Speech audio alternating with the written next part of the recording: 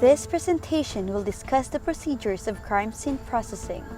Upon arrival at the crime scene, protection of the crime scene, markings, photographs, collection of physical evidence, and release of the crime scene. Importance of crime scene processing.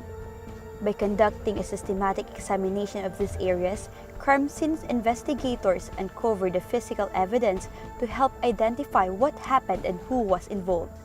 This process must be conducted carefully and thoroughly to ensure that crucial evidence is collected and fragile evidence is not destroyed in the process. Scene of the crime operative, a case of homicide.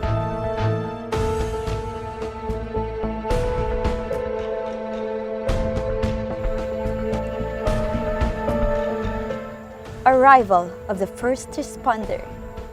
The first responder checks victim's condition, survey the scene, and take notes about gathered information. The first responder shall be responsible for the control of the crime scene. The first responder informs the SOCO team to investigate further.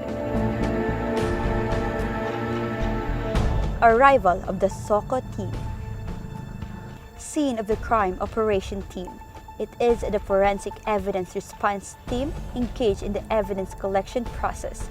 They are the only persons allowed to enter the crime scene to prevent destruction, alteration, or contamination of evidence. The SOCO team is composed of team leader, photographer, sketcher or recorder, evidence collector, evidence custodian, medical legal officer, and fingerprint examiner. The team leader coordinates with the first responder. The team leader is also responsible for recording and taking notes of the time and date of the arrival at the crime scene, condition of weather, directions of the wind, and writing down information gathered from the first responder. The team leader approaches the victim and conducts a walkthrough at the crime scene. The team leader conducts a briefing of the whole team. The SOCO team protects the area by cordoning of the crime scene. Note: the purpose of the cordon is to provide a highly visible barrier and protect the scene against potential damage and contamination. The SOCO team established a command post.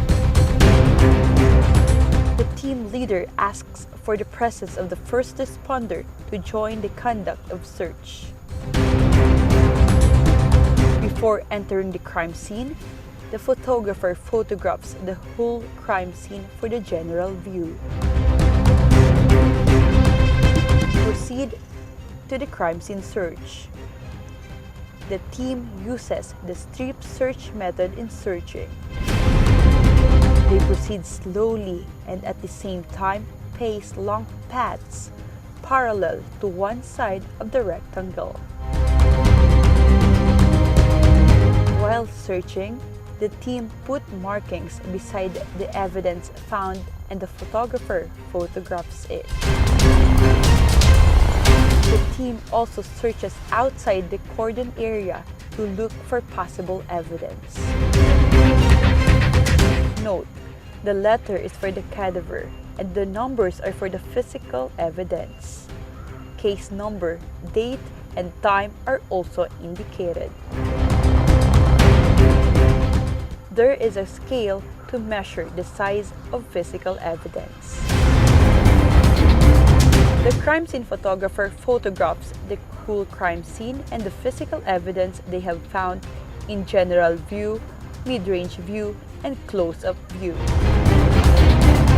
The sketcher measures the cadaver from the point of origin, which is non-movable object.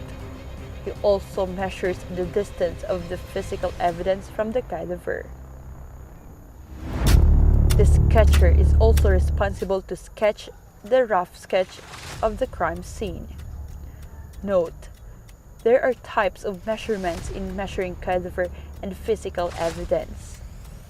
The crime scene sketcher uses triangulation method. Collection of evidence. The evidence collector collects the physical evidence and puts it in a sealed container. Note: before collecting the firearm used, make sure that it is unloaded and closed.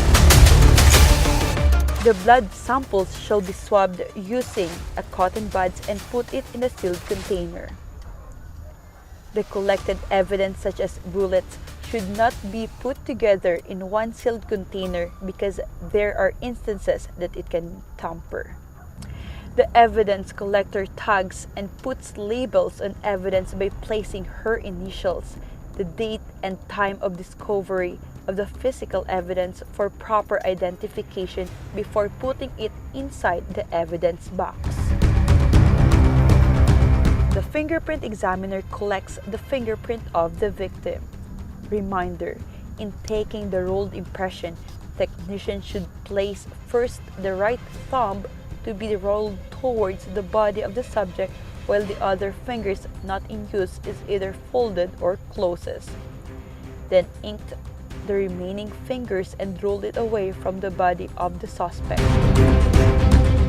Same should be done in the left hand, only that the technician will turn to the right of the subject.